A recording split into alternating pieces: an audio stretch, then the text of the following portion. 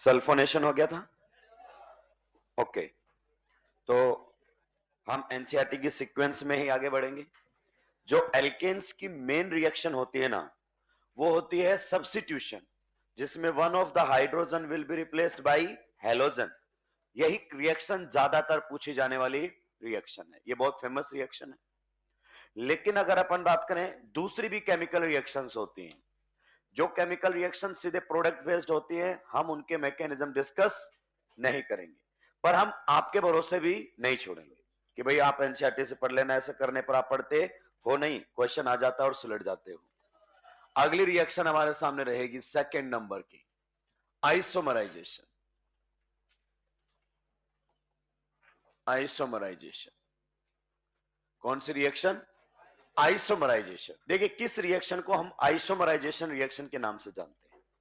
When reactants and products are isomers. क्या बोला मैंने? When reactants and products are isomers, then the reaction is known as isomerisation. जैसे अगर हमारे पास है एन ब्यूटेन, क्या दिया हुआ है? N butane. अगर मैं एन ब्यूटेन को हीट करता हूं इन द प्रेजेंस ऑफ एन हाइड्रस AlCl3, और साथ में कौन रहेगा? HCl, तो आपका एन ब्यूटेन आइसोब्यूटेन में कन्वर्ट हो जाता है। एन ब्यूटेन किस में कन्वर्ट हो गया? आइसोब्यूटेन। ये नॉर्मल ब्यूटेन था, क्लियर, और ये आपका कन्वर्ट हो गया है आइसोब्यूटेन के अंदर। अब जरा समझिए, इसका मैकेनिज्म हम डिस्कस नहीं कर सकते, इवन जेई एडवांस में भी इसका मैकेनिज्म डिस्कस नहीं होता है, और इससे रिलेटेड कोई बात करेगा भी नहीं। मतलब आपको पता होना चाहिए, नॉर्मल एल्केन पर एनहाइड्रस AlCl3 और HCl डालोगे तो ब्रांचिंग कर देता है। क्या कर देता है? मिथाइल को साइड में भेज देता है, इतना सा काम करता है ये। जैसे ये स्ट्रेट चेन था, ये क्या कर दिया? ब्रांच्ड। नेक्स्ट अगर अपन बात करना चाहें, मान लीजिए आपके सामने एन पेंटेन दिया हुआ है, 5 कार्बन अपने सामने दिए हुए, किसके अंदर? स्ट्रेट चेन में। अगर आपने इसको भी क्या किया है? हीट किया है, किसकी प्रेजेंस में? एनहाइड्रस AlCl3 और साथ में HCl की प्रेजेंस में, तो यहां पर भी ब्रांचिंग होने लगती है, मिथाइल ग्रुप्स बाहर निकलने लगते हैं। एक पॉसिबिलिटी हमारे सामने यह है कि यहां से क्या बनकर आ जाएगा? आइसोपेंटेन। और एक पॉसिबिलिटी हमारे सामने यह भी है कि क्या बनकर आ जाएगा? नियोपेंटेन। मतलब यहां से ब्रांचिंग होने लग जाती है, ये हमारे सामने रहेगा। अब देखो, रिएक्टेंट और प्रोडक्ट आपस में एक दूसरे के क्या है? Isomers. You can check it out. Next मान लीजिए अपने पास एन हेक्सेन है, जो कि एग्जाम्पल किसने उठाया है? एनसीईआरटी। मतलब मिथाइल ग्रुप्स बाहर निकलने लगते हैं इसके अंदर, पर्टिकुलरली अगर अपन बात करें, ये हमारे सामने है एन हेक्सेन। रिएक्शन आप करवा रहे हो किसके साथ? एनहाइड्रस AlCl3 साथ में HCl, तो आपकी ब्रांचिंग होने लग जाएगी। इस प्रकार से मिथाइल ग्रुप यहां पर आ सकता है। एक प्रोडक्ट आप लोगों के सामने ये बन सकता है, प्लस ये वाला प्रोडक्ट भी बन सकता है। क्या सर मेरे से ये कभी माइनर मेजर की बातें करेगा? नहीं, क्योंकि माइनर मेजर की बातें मैं आपके साथ तब तक नहीं कर सकता जब तक मैं मैकेनिज्म डिस्कस ना करूं, तो वो भी नहीं करेगा। सिंपल सा था, सुलटा दीजिए। ये एल्केन्स की दूसरी रिएक्शन है, जिसे हम आइसोमराइजेशन रिएक्शन कहते हैं। क्या कहते हैं? आइसोमराइजेशन। देखिए आपको बहुत अच्छा स्कोर करना है, तो आपको सारी चीजें पढ़नी पड़ेंगी, और इस तरीके से कि आप नोटबुक को ही फॉलो करो, तो आपको टेंशन ना रहे कि एनसीईआरटी में क्या है क्या नहीं है। पूरी एनसीईआरटी विद एक्सप्लेनेशन आपकी नोटबुक में होगी। नहीं, वो ऑप्शन में ऐसा देता है, मिथाइल ग्रुप बाहर निकलने लगेंगे। तो अगर आपके पास क्वेश्चन आएगा n butane is heated with एन हाइड्रस AlCl3 HCl आइसोब्यूटेन, दिया हुआ है, उसमें फर्दर ब्रांचिंग कर दो, बस क्वेश्चन की फॉर्म में आपको समझ में आ जाएगा। जल्दी से नोट डाउन करेंगे, अगली रिएक्शन की तरफ बढ़ेंगे।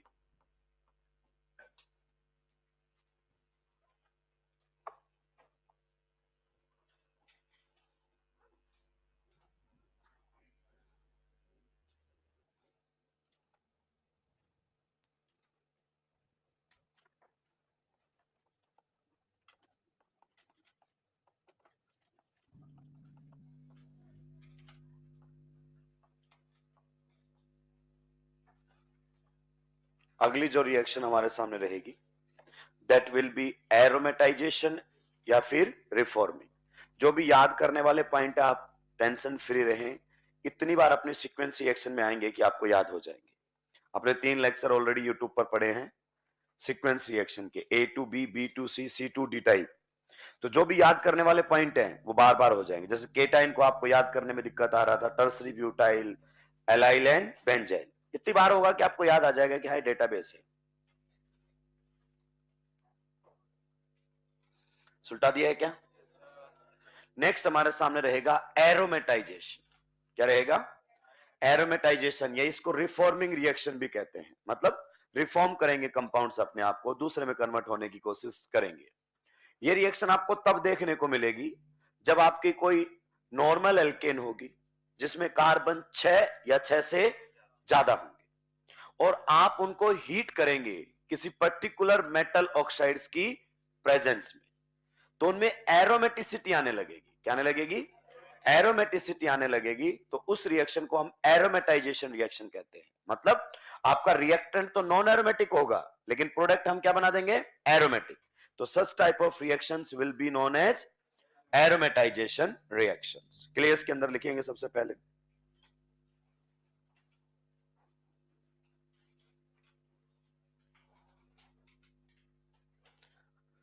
मान लीजिए अगर अपन बात करें, हमारे सामने दिया गया है एन हेक्सेन। क्या दिया गया है?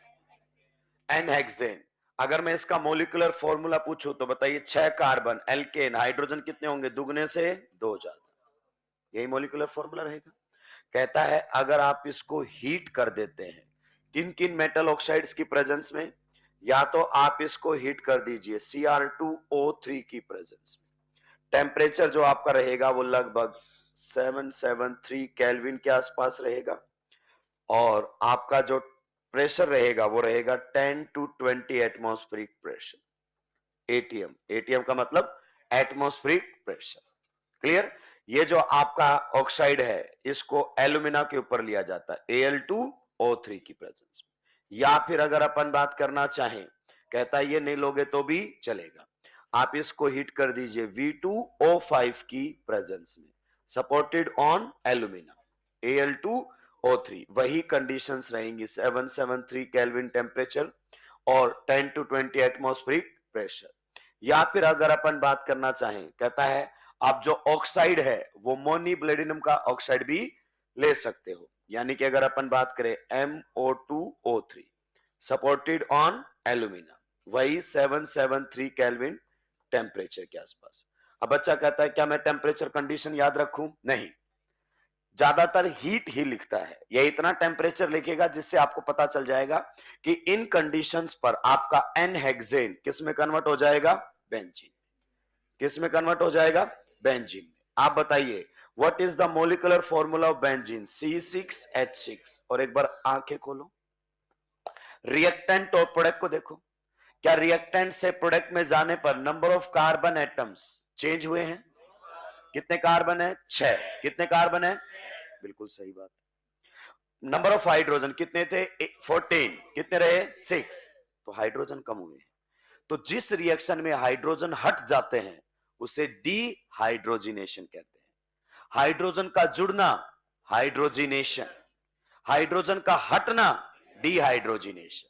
यानी कि इस रिएक्शन में रिएक्टेंट से प्रोडक्ट जाने पर केवल हाइड्रोजन्स हटाए गए हैं। तो यह रिएक्शन किसका एग्जाम्पल है? एक डीहाइड्रोजिनेशन रिएक्शन का एग्जाम्पल है। इसमें हाइड्रोजन्स हटा लिए गए हैं।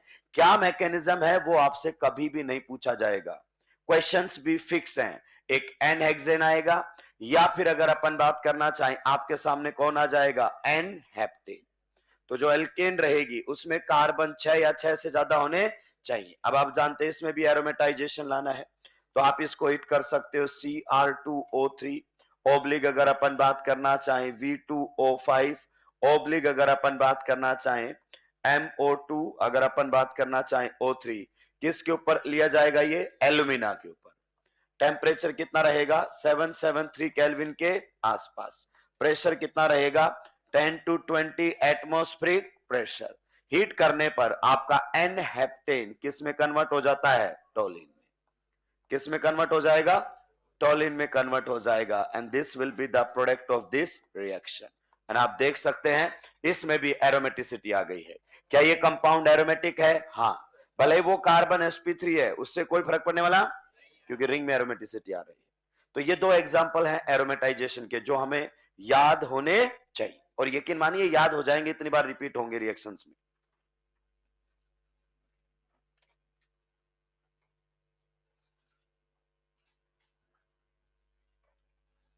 तो ये हमारे सामने थर्ड रिएक्शन है एल्केन्स की, जिसे हम एरोमेटाइजेशन रिएक्शन के नाम से जानते हैं।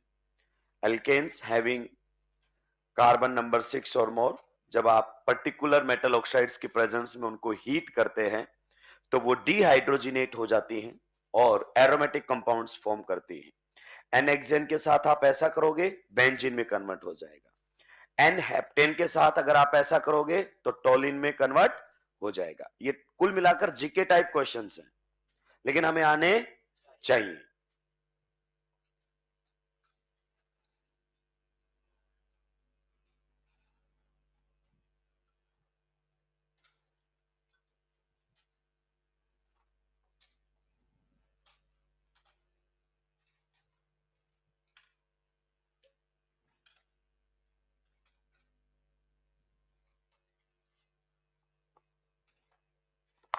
सुटा दिया क्या? जल्दी जल्दी सुटाएंगे भाई।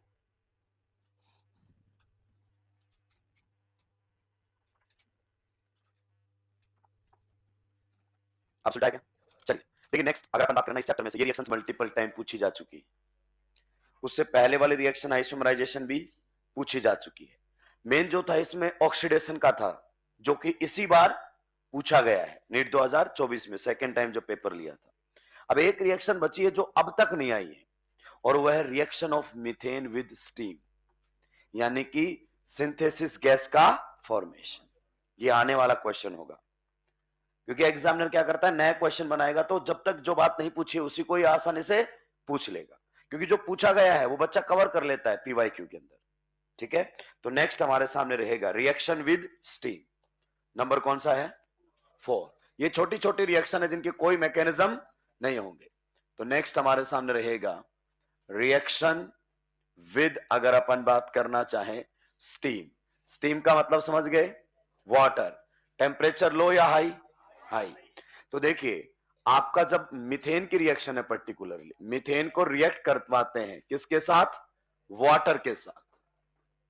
भाई बातें नहीं करेंगे, रिएक्शन का है मीथेन की, जब आप इसको रिएक्ट करवाते हो वाटर के साथ हाई टेम्परेचर पर, टेम्परेचर लगभग 1273 केल्विन के आसपास, इन द प्रेजेंस ऑफ निकल, तो यहां पर आपके सामने बन जाता है कार्बन मोनोऑक्साइड, और साथ में अगर अपन बात करें तो H2 गैस बन जाती है।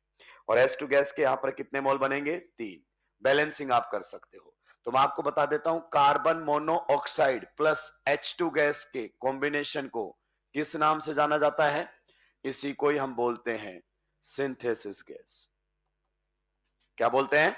Synthesis gas. आजकल इसको एज ए फ्यूल इस्तेमाल में लिया जाता है। क्लियर? जो गैस वाले कंबसन इंजन होते हैं ना, उनमें सिंथेसिस गैस का इस्तेमाल किया जाता है।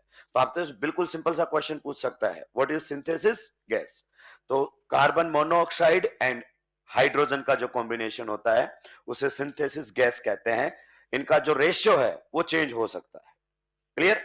लेकिन इसमें कई बार क्या होता है कि कार्बन मोनोऑक्साइड की बजाय कौन बन जाता है? Carbon dioxide.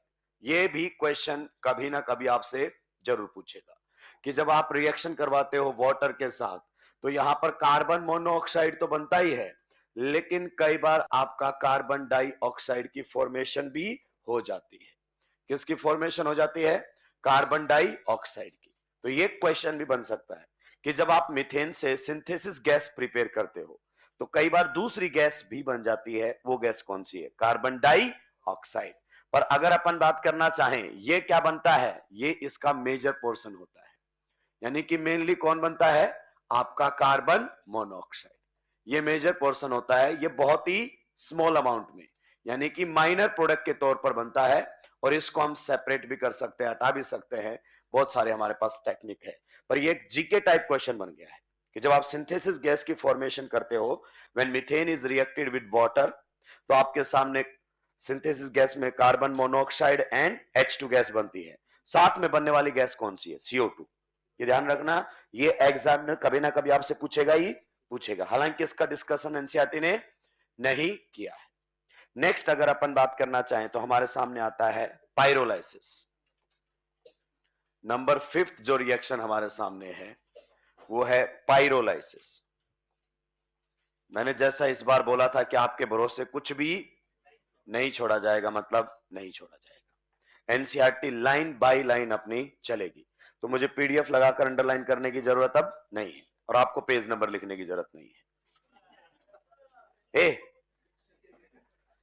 चलिए देखिए, पायरोलाइसिस का मतलब क्या होता है। अगर अपन बात करना चाहें पायरोलाइसिस, हमारी दिक्कत क्या है कि जो सब्जेक्ट हम पढ़ रहे हैं उसमें हमारी तरफ से कंट्रीब्यूशन बहुत ही कम है, तो हमें वर्ड समझ में नहीं आता। मतलब इंडिया में रिसर्च बहुत कम हुई है। हम ले देकर कौन सी लैंग्वेज जानते हैं? या तो थोड़ी सी हिंदी, या फिर अगर अपन बात करें इंग्लिश। ना तो हमने कोई ज्यादा रिसर्च किया है, ना अंग्रेजों ने कोई ज्यादा रिसर्च वर्क किया है।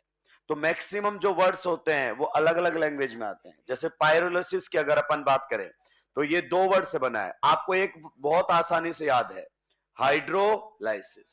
याद है कि नहीं है? तो आप जानते हैं हाइड्रो का मतलब क्या होता है? वाटर। लाइसिस का मतलब तोड़ना, मतलब जहां वाटर आपका किसी भी कंपाउंड को डिकम्पोज कर रहा हो, ब्रेक कर रहा हो। तो ये वर्ड भी आपका बना है क्या? फायर प्लस लाइसिस, इससे बना हुआ है, और इसका मतलब होता है फायर। क्या होता है? फायर। यानी कि किसी को आप हीट करके जब डिकम्पोज करते हो तो उसे क्या कहते हैं? पायरोलाइसिस। क्या कहते हैं?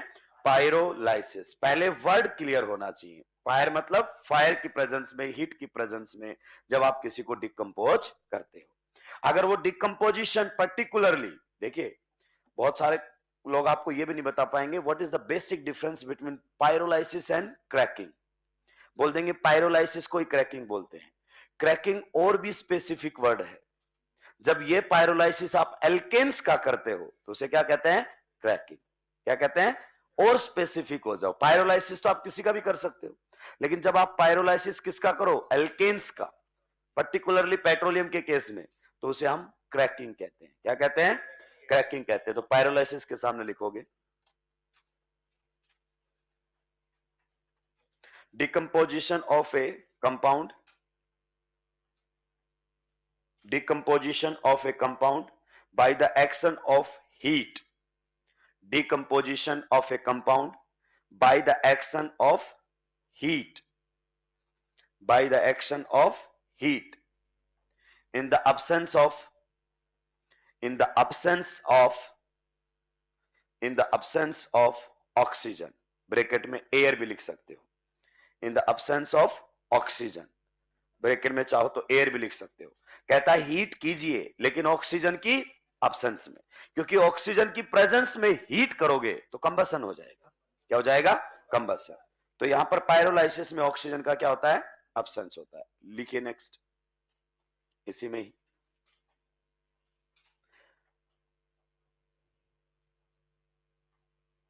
Decomposition of alkanes,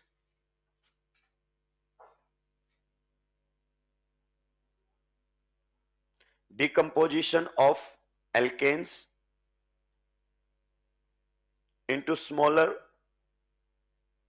decomposition of alkanes into smaller fragments, decomposition of alkanes into smaller fragments by the application of heat, by the application of heat, by the application of heat is known as cracking, is known as cracking, is known as cracking। Bracket में चाहो तो pyrolysis भी लिख सकते हो। Pyrolysis अपने आप में एक ब्रॉड टर्म है, इज नोन एज क्रैकिंग। अगला पॉइंट लिखेंगे इसके अंदर, pyrolysis of alkanes, pyrolysis of alkanes, pyrolysis of alkanes, pyrolysis of alkanes is believed to be a free radical reaction। pyrolysis of alkanes is believed to be a free radical reaction. यानी कि कौन से mechanism से होने वाली reaction है? Free radical. Alkene आप जानते हैं फ्री रेडिकल में ही होता है. आइए हम थोड़ा सा समझते हैं पायरोलाइसिस हम करते क्यों है. Pyrolysis of alkanes is believed to be a free radical reaction, यानी कि फ्री रेडिकल रिएक्शन है. समझिए, पेट्रोलियम इंडस्ट्री में इसका बहुत ही ज्यादा इंपॉर्टेंस है, बहुत ही ज्यादा इंपॉर्टेंस है. जैसे मैं एल्केन्स की बात करना चाहूं, एल्केन कार्बन नंबर 1 से लेकर कार्बन नंबर 4 तक आपकी क्या होती हैं? गैसेस, जिनका अलग अलग तरीके से इस्तेमाल किया जाता है. आप इनका इस्तेमाल एलपीजी, सीएनजी इन सब में करते हैं. क्लियर? यानी कि एज ए फ्यूल हम इनका इस्तेमाल करते हैं.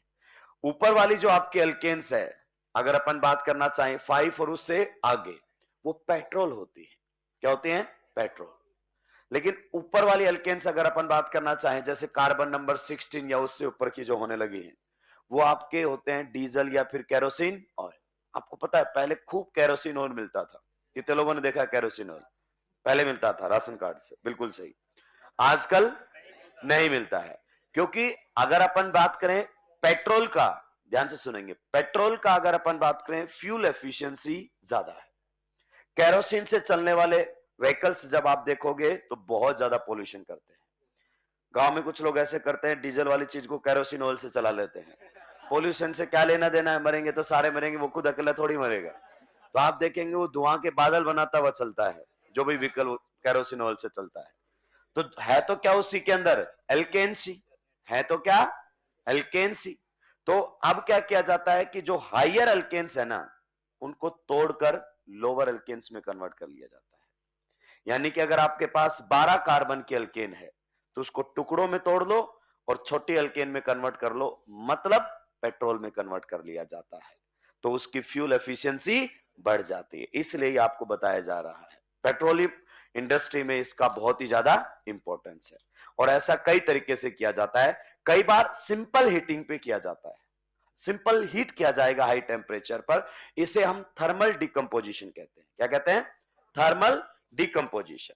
कई बार हम साथ में कैटालिस्ट भी इस्तेमाल में ले लेते हैं, लाइक NiPT पीडी.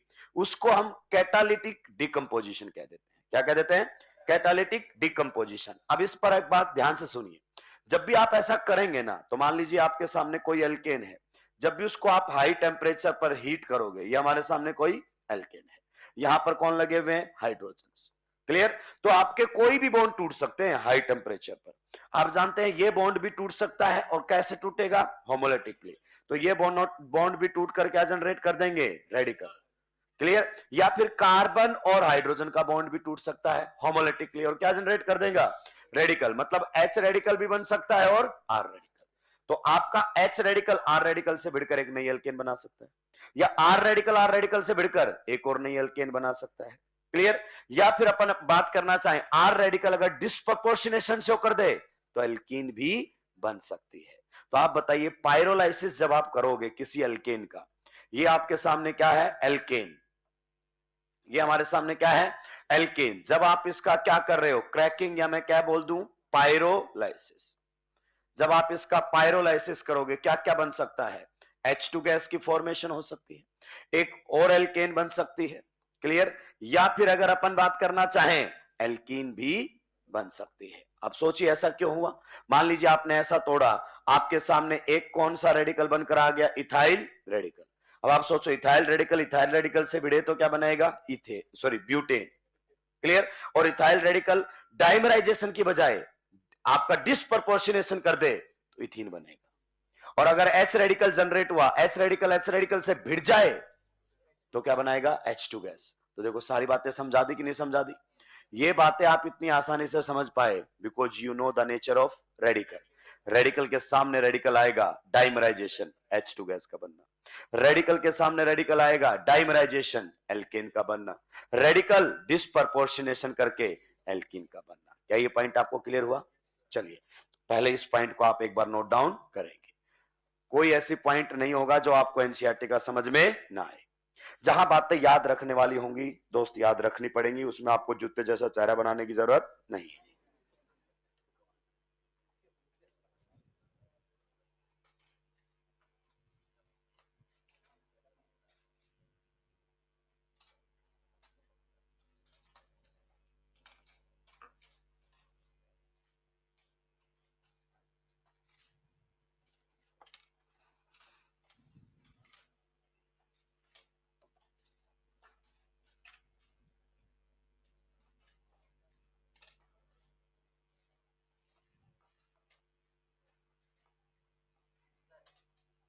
जरा बोलिए, एल्काइन कैसे बनाओगे?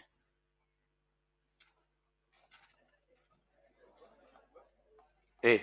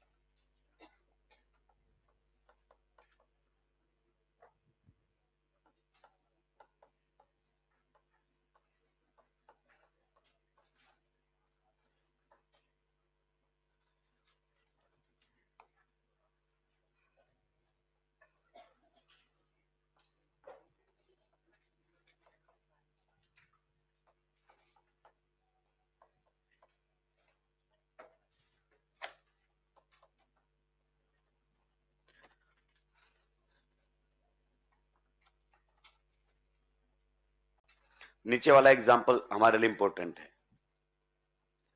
आपने एक हाइयर एल्केन को किसमें कन्वर्ट कर लिया है? पेट्रोल में। देखिए ये आपके सामने क्या बना है? एल्केन। वो क्या बनी है? एल्कीन। कहते और भी प्रोडक्ट बन सकते हैं, क्योंकि हाई टेम्परेचर है तो आपका carbon carbon carbon hydrogen bond कोई भी टूट सकता है, तो जो जो रेडिकल बन सकते हैं वो आपस में भिड़ सकते हैं। तो ज्यादातर यहां पर स्टेटमेंट टाइप क्वेश्चंस आते हैं, सीधा लिख देगा पायरोलाइसिस इज, तो जिस बच्चे को पायरोलाइसिस नहीं पता है वो कैसे बात करेगा? या प्रोडक्ट ऑफ पायरोलाइसिस, हाइड्रोजन बन सकता है, एल्केन बन सकती है, एल्कीन बन सकता है। क्लियर? तो इस तरीके के क्वेश्चंस पूछ सकता है आपसे।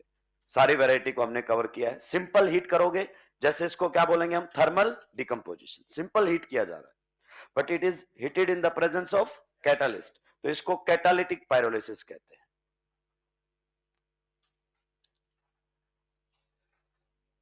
जल्दी जल्दी सुलटाएंगे भाई। तो जो केमिकल रिएक्शंस हमारे सामने थी एल्केन्स की, वो हमने कवर कर दी है। केमिकल रिएक्शंस के बाद दो पार्ट हमेशा रहेंगे जब भी हम चैप्टर वाइज चलेंगे, क्योंकि चैप्टर वाइज चलेंगे तो फिर आप बाद में बातें नहीं कर सकते। तो ऑक्सीडेशन एंड रिडक्शन ये साथ के साथ चलेंगे।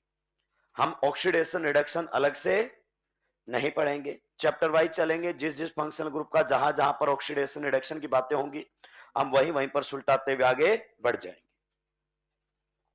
आपको इन प्रोडक्ट्स को रट्टा मारने की जरूरत, आप समझो इन चीजों को, क्या करते हो आप? ये रटते हो, नहीं रटना है। आप समझिए, पायरोलाइसिस से ये क्या बनी है? एल्कीन। ये क्या बना है? हाइड्रोजन। वो पहले बता दिया था ये प्रोडक्ट बन सकते हैं। यहां पर देखो ये क्या बन गई आपके सामने? एल्कीन। और ये क्या बन गया है? एल्केन। तो यही तो प्रोडक्ट बनेंगे कि ये प्रोडक्ट बन सकते हैं पायरोलिसिस के। तो आपसे पूछेगा कौन सा प्रोडक्ट बन सकता है, तो अगर हाइड्रोजन बन रहा है, एल्केन बन रहा है, एल्कीन बन रहा है, तो आपको परेशान होने की जरूरत, समझा दिए मैंने ऑलरेडी, क्योंकि बॉन्ड होमोलेटिकली टूटेंगे, कोई भी दो रेडिकल भिड़ सकते हैं। रेडिकल डायमराइजेशन भी कर सकते हैं, डिस्प्रपोर्शनेशन भी कर सकते हैं। क्या ये पॉइंट क्लियर हुआ? चलिए नेक्स्ट अगर अपन बात करना चाहें तो केमिकल रिएक्शन खत्म होती है। नेक्स्ट हमारे सामने रहेगा oxidation of alkanes. Oxidation of alkanes, यहां से क्वेश्चन बना नीट 2024। Oxidation of alkanes. देखिए एल्केन्स आप जानते हैं हाईली अनरिएक्टिव होते हैं, तो नॉर्मली इनका ऑक्सीडेशन नहीं होता है। आप हाँ कंट्रोल्ड वे में अलग अलग तरीके से करवा सकते हो, जो कि टेक्निकली आपको याद रखना पड़ेगा। लेकिन एक पॉइंट है जो कि ज्यादातर डिस्कस किया जाता है कि ऐसी एल्केन्स जिनके पास कैसा हाइड्रोजन होता है? 3 डिग्री, उनके ऑक्सीडेशन हो सकते हैं विद स्ट्रॉन्ग ऑक्सीडाइजिंग एजेंट्स। आप जानते हैं हम ड्रॉपर बच्चे, हम ऑक्सीडाइजिंग एजेंट्स को जानते हैं, जैसे KMnO4, K2Cr2O7, these are the strong oxidizing agents। तो इनकी मदद से आप एल्केन्स का ऑक्सीडेशन कर पाओगे, लेकिन उसी एल्केन का ऑक्सीडेशन कर पाओगे जिसके पास 3 डिग्री हाइड्रोजन है। और यही क्वेश्चन था किसमें, नीट 2024 में, जो सुप्रीम कोर्ट के आदेश पर दोबारा कंडक्ट करवाया गया था। इस चैप्टर से कितने क्वेश्चन थे, 2। एक तो एल्केन्स में फ्लोरीन की बात की थी कि फ्लोरिनेशन नॉर्मली अवॉइड किया जाता है क्योंकि हाईली एक्सोथर्मिक एंड एक्सप्लोजिव होता है। एक यहां से ऑक्सीडेशन का पॉइंट था, लिखेंगे सबसे पहले इसके अंदर।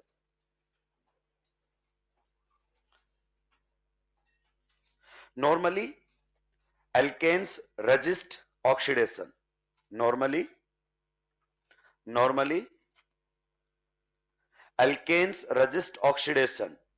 ऑक्सीडेशन भी तो एक टाइप की केमिकल रिएक्शन है, और एल्केन्स आप जानते रिएक्शन करने में दिलचस्पी नहीं दिखाते हैं। But alkanes having tertiary hydrogen atom, but alkanes having tertiary hydrogen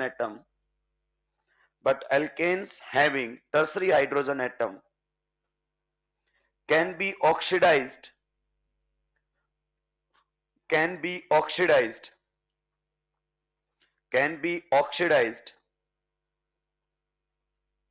to corresponding alcohols,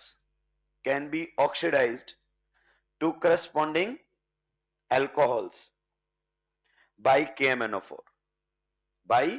KMNO4, जो एग्जाम्पल एनसीईआरटी ने दिया है ना, एग्जैक्टली वही एग्जाम्पल पूछा। कहता है नॉर्मली आपके एल्केन्स का ऑक्सीडेशन नहीं होगा, लेकिन अगर एल्केन के पास कौन सा हाइड्रोजन है, 3 डिग्री, आप जानते हैं ये 3 डिग्री कार्बनों से जुड़ा हुआ हाइड्रोजन, 3 डिग्री हाइड्रोजन, तो अगर आप इसकी रिएक्शन किसके साथ करवाते हो, KMNO4 से, तो ये आपका क्या है, एल्केन, और ये रिएक्शन करके इस H को किस में कन्वर्ट कर देगा, OH। Sir what will be the mechanism, आपके काम का नहीं है, हर चीज का मैकेनिज्म नहीं बताया जाएगा, ये आपके सामने कन्वर्ट हो गया है एल्कोहल। देखो इसके पूछे जाने के चांसेस हैं, इसको हम पहले भी बताते रहे हैं, पेपर में आने से पहले भी। बाकी जो कंट्रोल्ड ऑक्सीडेशन है उसमें मैंने कभी दिलचस्पी नहीं दिखाई, क्योंकि एक क्वेश्चन पूछा जा सकता है, KMNO4 ऑक्सीडाइजिंग एजेंट है, अलग तरीके से पूछेगा which alkane can be oxidised by KMNO4, तो जिन एल्केन्स के पास 3 डिग्री हाइड्रोजन होता है वही एल्केन्स आपके ऑक्सीडाइज हो सकती है। It is a 3 degree hydrogen, सुलटा दिया है। उसके अलावा भी भाई कंट्रोल्ड ऑक्सीडेशन करके दिए हुए हैं, आप रटोगे भूल जाओगे, तो अगर आपका मन करे तो वो कंट्रोल्ड ऑक्सीडेशन, मिथेनॉल का बनना, मिथेनल का बनना, इथेनोइक एसिड का बनना, आप रट सकते हैं, पर जब चैप्टर आएगा तभी याद कर पाओगे, कुछ दिन बाद ये भूल जाओगे।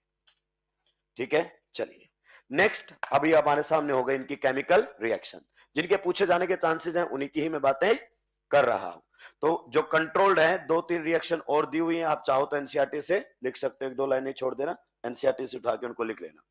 अब अगला हमारे सामने आता है प्रिपरेशन मेथड्स।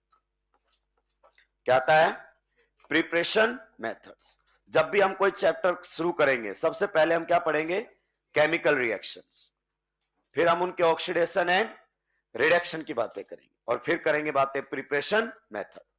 प्रिपरेशन मेथड में उस कंपाउंड का यानी कि उस फंक्शनल ग्रुप का कोई रोल नहीं होता है जो चैप्टर हम पढ़ रहे हैं, क्योंकि वो कहीं और से बनकर आएगा, तो किसी का प्रिपरेशन मेथड होता है, किसी का केमिकल रिएक्शन।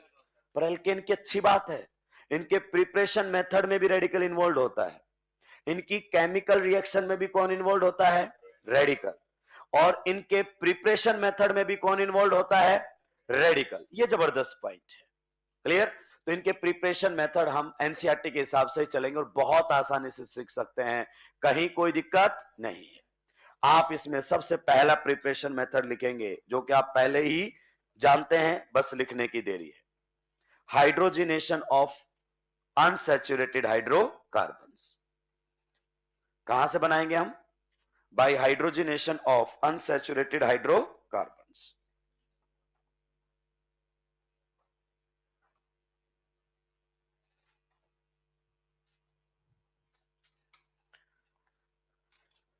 पहला हमारे सामने प्रिपरेशन मेथड रहेगा फ्रॉम हाइड्रोजिनेशन। हाइड्रोजिनेशन का मतलब आप जानते हैं addition of hydrogen, from hydrogenation of unsaturated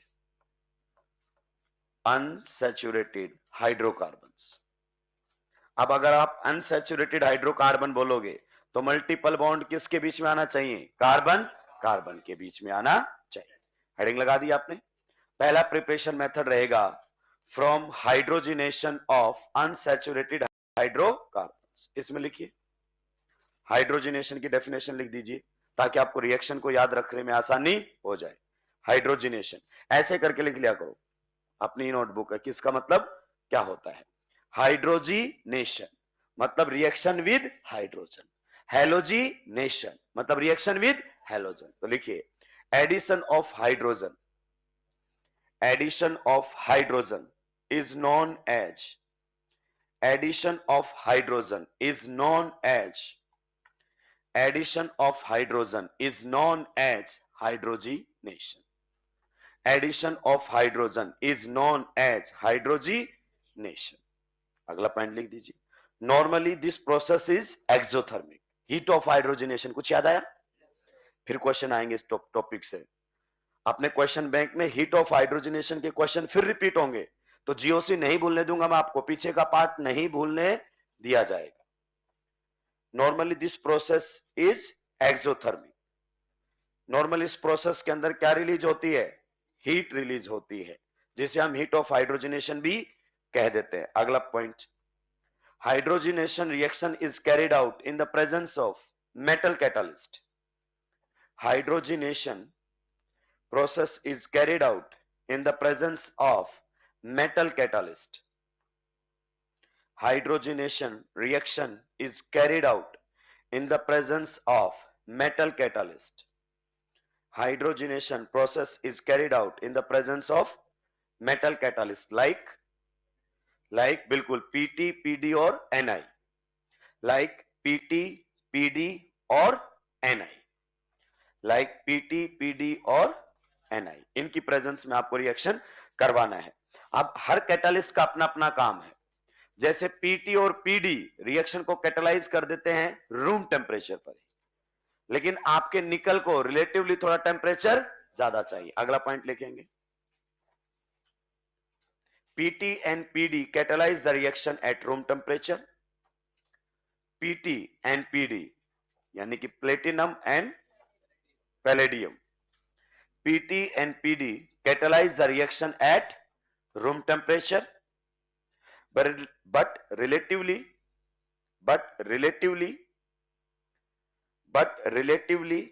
higher temperature and pressure, but relatively higher temperature and pressure is required with NI, but relatively higher temperature and pressure is required with NI।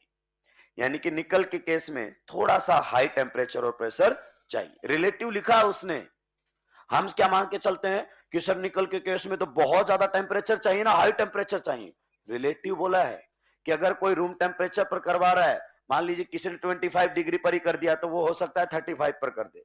Relative बात कर रहा है, relatively high temperature and pressure is required with निकल। क्या ये point आपको clear हुआ? चलिए अब हम आगे बढ़ते हैं। आप जब पढ़ेंगे कोई ऐसी लाइन होना एनसीईआरटी में कि सर आपने नहीं एक्सप्लेन की, तो जरूर पूछना। कई बार आपके सामने रैनी निकल लिखा हुआ मिलेगा, कई बार निकल और कई बार रैनी निकल। इसका मतलब होता है पाउडर्ड फॉर्म। निकल से भी बेटर कैटालाइज करेगा कौन? रैनी निकल, मतलब निकल इन पाउडर्ड फॉर्म, क्योंकि उससे उसका सरफेस एरिया बढ़ जाता है। कैटालिस्ट का सरफेस एरिया जितना ज्यादा होगा उतनी आसानी से वो रिएक्शन को कैटालाइज कर पाएगा। क्या ये पॉइंट आपको क्लियर हुआ? चलिए आइए हम कुछ रिएक्शंस की तरफ बढ़ते हैं दोस्तों। सभी के पेन डाउन होने चाहिए। मान लीजिए हमारे सामने कोई एल्कीन दी हुई है। क्या दी हुई है? कोई एल्कीन हमारे सामने दी हुई है, इथीन। अगर मैं इसकी रिएक्शन हाइड्रोजन के साथ करवाता हूं, किसके साथ करवाता हूं? हाइड्रोजन के साथ। Can you tell me the product of this reaction? No reaction, यहां पर कोई भी रिएक्शन नहीं होगी। Hydrogenation reaction will take place in the presence of catalyst. पहले भी बातें हुई है। अगर आप इसी रिएक्शन को किसकी प्रेजेंस में करवा देते हो? आप रिएक्शन को करवाते हो इन the presence of Ni, in the presence of Pt और इन द प्रेजेंस ऑफ Pd। सभी लोग ध्यान से सुनेंगे भाई, सभी लोग ध्यान से सुनेंगे किस प्रकार से रिएक्शन होने वाली है। आपका जो कार्बन कार्बन का पाई बॉन्ड है वो किस में कन्वर्ट हो जाएगा, कार्बन कार्बन के सिग्मा बॉन्ड। बाकी तो एज इट इज रहेगा। ये जो हाइड्रोजन है, बताइए हाइड्रोजन हाइड्रोजन में यहां सिग्मा बॉन्ड है कि नहीं है, तो एक हाइड्रोजन इस पर जुड़ जाएगा और एक हाइड्रोजन इस पर जुड़ जाएगा। तो एक हाइड्रोजन आपको यहां पर जुड़ा हुआ नजर आएगा और एक हाइड्रोजन आपको यहां पर जुड़ा हुआ नजर आएगा, और इस प्रोसेस में small amount of heat will be released, जिसे हम क्या कहेंगे, HOH, that is heat of hydrogenation, जो हम जीओसी में डील कर चुके हैं। क्लियर, आपसे कंपैरिजन भी करवा सकता है हीट ऑफ हाइड्रोजनेशन का। अब आप पूछोगे कि सर इसमें कैटालिस्ट का क्या रोल है। देखिए कैटालिस्ट का इस रिएक्शन में बेहद इंपॉर्टेंट रोल है। कैटालिस्ट आपके hydrogen hydrogen and carbon carbon का जो बॉन्ड है उसको वीक बनाता है। क्या बनाता है, वीक। ये रिएक्शन आपके रेडिकल मैकेनिज्म को फॉलो करता है। किसको फॉलो करता है, रेडिकल। इससे पहले मैंने ऐसी बातें नहीं की थी हाइड्रोजनेशन के टाइम पर, लेकिन अब ये बातें मैं आपसे खुल के करूंगा कि यहां पर जो आपका कैटालिस्ट है इसका काम यही होता है। कैटालिस्ट क्या करता है, अपने सरफेस के ऊपर, ध्यान से सुनिएगा क्योंकि आपको मालूम भी नहीं है एग्जामिनर आपको कहां पर सुलटाने की बातें कर रहा होगा। आप इसकी स्टीरियोकेमिस्ट्री पढ़ते हैं, एनसीईआरटी ने नहीं दिया हाइड्रोजनेशन का स्टीरियोकेमिस्ट्री। एनसीईआरटी के हिसाब से चलने का कुछ बेनिफिट भी है, कारण जो भी मैं एक्स्ट्रा पढ़ाऊंगा आपको पता लग जाएगा, या जो भी मैं छोड़ूंगा आपको पता लग जाएगा इसने छोड़ दिया, ये बात नहीं डिस्कस की है। क्लियर। तो कई बार हम स्टीरियोकेमिस्ट्री नहीं पढ़ाते हैं, बच्चा कई जगह से पढ़ के आता है कि सर उन्होंने तो C90 पता नहीं क्या क्या बातें की थी, तो देख ले भाई एनसीईआरटी नहीं कर रही है तो मत कर। क्लियर, तब कर जब तेरे 680 प्लस मार्क्स आने लग जाएं कि सर मैं तो अब 720 के लिए फाइट कर रहा हूं, एक्स्ट्रा भी पढ़ सकता हूं, वरना पहले सिलेक्शन के लिए पढ़। यहां पर आपका ये मेटल क्या करता है, आपके हाइड्रोजन्स को अपने ऊपर एडजॉर्ब करने की कोशिश करेगा। कोई सा भी मेटल होगा इनको अपनी तरफ अट्रैक्ट करेगा, अपनी तरफ अट्रैक्ट करके इनके बॉन्ड को क्या बना देगा, वीक। इनफैक्ट ये इनके बॉन्ड को तोड़ भी लेता है, अपने साथ बॉन्ड बना लेता है। किसके साथ बॉन्ड बना लेता है, अपने साथ। यानी कि आप ये कह सकते हो कि एच रेडिकल जनरेट कर लेता है। सिमिलरली अगर अपन बात करना चाहें तो आपके एल्कीन के साथ भी यही करता है। क्या करता है, आपकी एल्कीन के साथ भी यही करता है। एल्कीन को भी अपनी तरफ अट्रैक्ट करेगा, फिर इसका पाई बॉन्ड तुड़वा लेगा और किससे जोड़ देगा, अपने से जोड़ देगा। क्लियर, ये मेटल का रोल होता है इसके अंदर कि ये अपने से इस प्रकार से बॉन्ड बनाने की कोशिश करेगा। और हाइड्रोजन इसके ऊपर पहले से ही थे, तो फिर इधर से क्या चिपका देगा, हाइड्रोजन। तो यहां से आपका बॉन्ड टूट जाएगा और हाइड्रोजन चिपक जाएंगे। सिंपल सा, जहां पर भी आपका पाई बॉन्ड था वहां पर हाइड्रोजन जुड़ते हुए नजर आएंगे। यानी कि मैं अगर स्लो मोशन में बात करना चाहूं, ध्यान से सुनना, अगर मैं स्लो मोशन में बात करना चाहूं तो इसमें एक्चुअली हुआ क्या है, यहां पर कार्बन कार्बन में पाई बॉन्ड है, यहां पर हाइड्रोजन हाइड्रोजन में पाई बॉन्ड है। मेटल अपना रोल प्ले कर रहा है एज कैटालिस्ट। ये मैं मेटल सरफेस दिखा रहा हूं। दोनों एक दूसरे के कांटेक्ट में आएंगे, रिएक्शन आगे बढ़ेगी। एक दूसरे के कांटेक्ट में आने पर कार्बन कार्बन का बॉन्ड भी वीक किया जाएगा, कार्बन हाइड्रोजन का जो बॉन्ड है वो भी, सॉरी, हाइड्रोजन हाइड्रोजन का जो बॉन्ड है वो भी वीक किया जाएगा। तो आपका कार्बन हाइड्रोजन से बॉन्ड बनाने लगेगा, हाइड्रोजन हाइड्रोजन बॉन्ड टूटने लगेगा, ये कार्बन भी हाइड्रोजन से बॉन्ड बनाने लगेगा और कार्बन कार्बन बॉन्ड टूटने लगेगा। ये पूरा प्रोसेस एक साथ होता है। यानी कि यहां पर कोई इंटरमीडिएट फॉर्मेशन तो रीअरेंजमेंट नहीं होगा दोस्त। क्लियर, अगर इंटरमीडिएट बनता भी है ना तो रेडिकल टाइप बनता है। इसका मतलब क्या हुआ, reaction will proceed without rearrangement. क्योंकि जब आप एल्कीन की रिएक्शन पढ़ोगे ना, इलेक्ट्रोफिलिक एडिशन, तो केटायन बनेगा वहां पर, और तुम्हारे दिमाग में आएगा बनवा केटायन तो क्या कर सकता है, रीअरेंजमेंट। लेकिन यहां पर कोई रीअरेंजमेंट नहीं होगा। अब समझिए इस क्वेश्चन की क्या इंपॉर्टेंस है। एग्जामिनर यही तो करता है कि भाई तू कितना भी फालतू पढ़ ले, लेकिन जो मैंने लिखा है वो नहीं पढ़ कर आया तो मैं सुलटा ही दूंगा। जैसे ये आपके सामने एल्कीन है, अगर मैंने इसकी रिएक्शन करवा दी है किसके साथ, H2 के साथ, इन द प्रेजेंस ऑफ, अगर अपन बात करना चाहें पीडीसी। पीडीसी लिंडनार कैटालिस्ट नहीं होता, पहले अपने दिमाग में उतार लो। पीडीसी का मतलब होता है प्लेडियम ऑन चारकोल, बस इतना सा है। ये लिंडनार कैटालिस्ट नहीं है, मतलब पीडी ही है एक प्रकार से। तो रिएक्शन आपके सामने हो जाएगी and this product will be formed, this product will be formed. आप बताइए इस रिएक्शन में क्या खास बात है, पता है इस रिएक्शन में रीअरेंजमेंट नहीं होता है। अगर मैं यही रिएक्शन HCl के साथ करवाऊंगा ना तो यहां जुड़ेगा H+ और यहां बनेगा कार्बो जो कि रीअरेंज हो जाएगा। तो हाइड्रोजनेशन विदाउट रीअरेंजमेंट जाने वाली रिएक्शन होती है। क्योंकि यहां पर आपका कोई इंटरमीडिएट कार्बोकेटायन नहीं होता है। लेकिन आप अल्कीन चैप्टर पढ़ोगे तो आपको लगेगा इतने रिएजेंट पढ़ने पर कि डबल बॉन्ड पर तो इलेक्ट्रोफिलिक एडिशन ही होता है। नहीं मेरे भाई, ये इलेक्ट्रोफिलिक एडिशन नहीं है, रेडिकल की फॉर्म में जुड़ता है और रेडिकल तो रीअरेंज करता ही, मतलब सिंपल पाई बॉन्ड हटाओ, हाइड्रोजन हाइड्रोजन जोड़ दो, ये इतना सा फंडा है। मेटल का काम क्या है? मेटल का काम है इन दोनों को क्लोज ला के बॉन्ड वीक करके बॉन्ड फॉर्मेशन करवाना। नोट डाउन करेंगे, आगे बढ़ूंगा।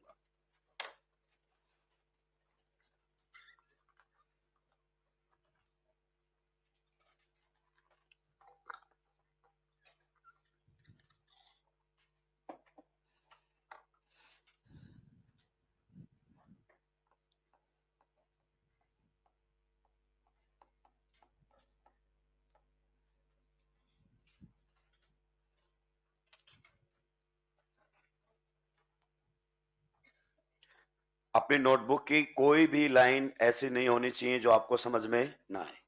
या तो पूछ लेना है या फिर उस पेज को हटा देना है वहां से। सिंपल सी बात है, क्योंकि बिना समझे कोई चीज लिख दोगे, जितनी बार रिवाइज करोगे उतनी बार परेशान होगे। छोटी छोटी बातों को सीखते हुए आगे बढ़ना अगर आपको नीट क्रैक करना है तो बहुत ही फोकस होकर आपको पढ़ना पड़ेगा दोस्त को, कि क्वेश्चन कैसा भी हो 4 नंबर देकर जाता है। पता है इस टाइप की बातें बच्चे को बोरिंग लगती है। मास्टर चिल्लाता रहे, बच्चे से चिल्लाता रहे, बच्चा मास्टर एक्स की स्पीड पे चिल्लाए और बच्चा 2x की, तब बच्चे को लगता है मुझे समझ में आ रहा है। कुछ नहीं होता है, ऐसे पढ़ना, क्योंकि एक क्वेश्चन आया साफ कर जाएगा। इस बार जो 650 पे है उससे पूछो, 655 वाले को कॉलेज मिल गया है, 650 वाला लौट के आ गया। एक एक क्वेश्चन इंपॉर्टेंट है और बात एनसीईआरटी की है तो इंपॉर्टेंट हो ही जाती है। तो यहां पर मैंने आपको थोड़ा सा मेटल का भी रोल क्लियर किया है। मेटल आपके हाइड्रोजन को भी अपने ऊपर चिपकाता है, और अगर अपन बात करना चाहें आपके अल्कीन को भी अपने ऊपर चिपकाता है।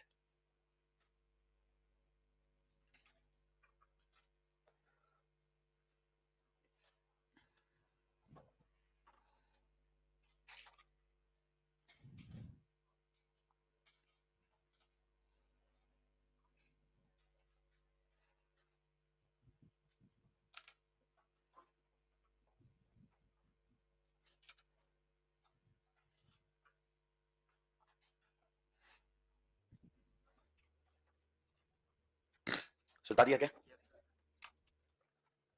इस क्वेश्चन से क्या समझ में आ रहा है कि गलती से भी रीअरेंजमेंट नहीं करवाना है, क्योंकि आगे जब हम एल्कीन चैप्टर पढ़ेंगे उसमें बार बार केटायन बनेगा और रीअरेंज करेगा, तो हमारे दिमाग में फिट हो जाएगा कि एल्कीन तो इलेक्ट्रोफिलिक एडिशन देता है, क्योंकि एडिंग लगा होता है, इलेक्ट्रोफिलिक एडिशन चल रहा होता है, एल्कीन जो जो चल रहा होता है, बस जो जो रिएक्शन है वो छाट के पढ़ लेते हैं हम। आगे बढ़ सकता हूं? चलिए, अगर मान लीजिए हमारे सामने एल्कीन की बजाय क्या होती? एल्काइन, तो बताइए एल्काइन में कितने पाई बॉन्ड है दोस्त? 2 पाई बॉन्ड है।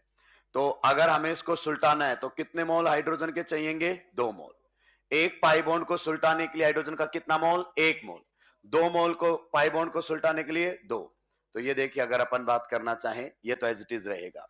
पहला पाई बॉन्ड टूटेगा, हाइड्रोजन हाइड्रोजन जुड़ेगा, फिर दूसरा पाई बॉन्ड टूटेगा, हाइड्रोजन हाइड्रोजन जुड़ेगा।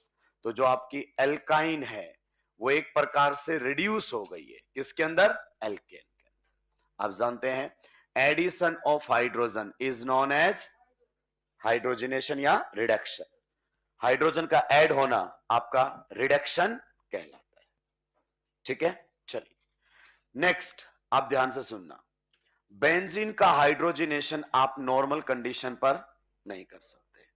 अगर आपने क्या लगा कि यहां पर रिएक्शन करवा दी है H2 के साथ इन the presence of Ni, catalyst भी ले लिया, तो यहां पर रहेगा नो रिएक्शन, और उसके पीछे कारण आप बहुत आसानी से जानते हो, एरोमेटिसिटी है। ये कंपाउंड आपका एरोमेटिक कंपाउंड है। कैसा कंपाउंड है?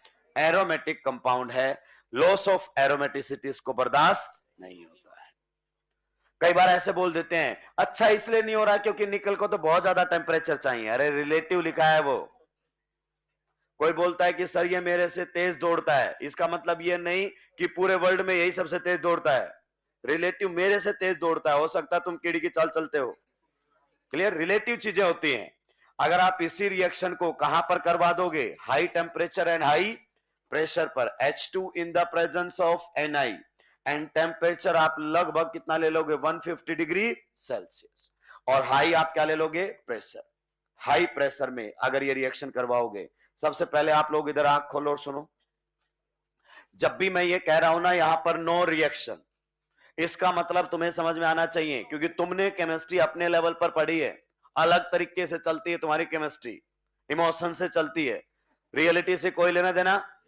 जब मैं ये कह रहा हूं कि नो रिएक्शन, इसका मतलब है there will be no reaction at the given set of conditions, at the given set of, कि इस कंडीशन पर तो ये आपस में रिएक्शन नहीं करेंगे। इसका मतलब ये नहीं है कि बेंजीन का हाइड्रोजिनेशन हो ही नहीं सकता है, बेंजीन का हाइड्रोजिनेशन नहीं होता है नॉर्मल कंडीशन पर, लेकिन अगर मैं ड्रास्टिक कंडीशन अप्लाई कर दूं तो रिएक्शन हो जाता है। इधर सुनो, डेल्टा जी जब आपका पॉजिटिव आता है, इसका मतलब तुम समझते हो क्या है, reaction is non spontaneous eight the given set of conditions. किस कंडीशन पर तो ये रिएक्शन नहीं है स्पॉन्टेनियस, पर हम बस इतना ध्यान देते हैं reaction is non spontaneous, reaction is non spontaneous eight the given set of conditions. जैसे आप जैसे भी पढ़ो आपका सिलेक्शन नहीं होगा, इसका मतलब यह नहीं कि आपका सिलेक्शन नहीं होगा। आपके सामने कोई डंडा लेके बैठ जाए और एकदम डिसिप्लिन रखे तो गधे से गधे बच्चे की भी सिलेक्शन हो जाते हैं। आपको पता ना, जो कहीं नहीं पढ़ता उस बच्चों को ऐसे स्कूल में डाला जाता है जहां रोड पिटाई होती है, क्लियर, वो वहां से पास होके आ जाता है। कुछ स्कूल हर सिटी में रेपुटेड होते हैं कि जो कहीं पास नहीं होगा उसको हमारे यहां भेजो, हम अडिया तोड़ तोड़ के पास करवा देंगे। तो उसका वहां से सिलेक्शन नहीं हो रहा था, गिवन सेट ऑफ कंडीशन पर नहीं हो रहा था, कंडीशन बदली तो सिलेक्शन हो भी सकता है। तो इस कंडीशन पर रिएक्शन हो जाती है। और अगर अपन बात करना चाहें, आपका बेंजीन रिड्यूस हो जाएगा किसमें, साइक्लोहेक्सेन। ऐसा क्यों हो रहा था, क्योंकि ये एरोमेटिक से नॉन एरोमेटिक जाना पसंद नहीं कर रहा था, तो रजिस्ट कर रहा था रिएक्शन को होने के लिए। अब मैं आपको वो बता रहा हूं कि किस तरीके के क्वेश्चंस पूछे जा सकते हैं। इधर इधर दिमाग से पैदल लोगों इधर ध्यान दो। अगर मैं रिएक्शन करवा रहा हूं H2 in the presence of Ni, can you tell me the product of this reaction. कौन सा पाई बॉन्ड सुलटेगा, बाहर वाला। इसका एरोमेटिसिटी में कोई लेना देना, ये आने वाले क्वेश्चन है दोस्त मेरे। तो यहां पर आपका हाइड्रोजनेशन हो जाएगा, हाइड्रोजन यहां पर जुड़ जाएंगे। क्लियर, चल नहीं रहा है तो आप मान लेना कि हाइड्रोजन जुड़ चुका है। ये हटा दिया, ये कहता है ये क्या, ये भी काम नहीं करने देंगे। चलिए जल्दी से सुलटाएंगे, आगे बढ़ो।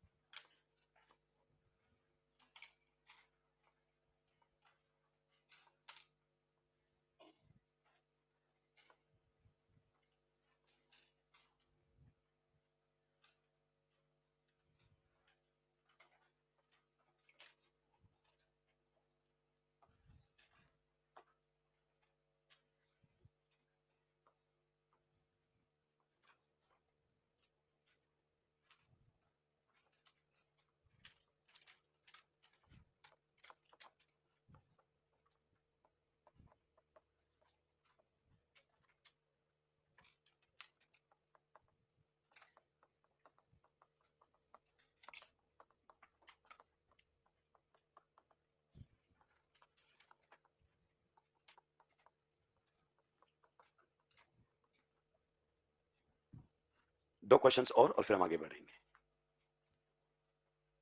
फिर आपको हाइड्रोजनेशन रिलेटेड कोई भी क्वेश्चन अटका नहीं सकेगा।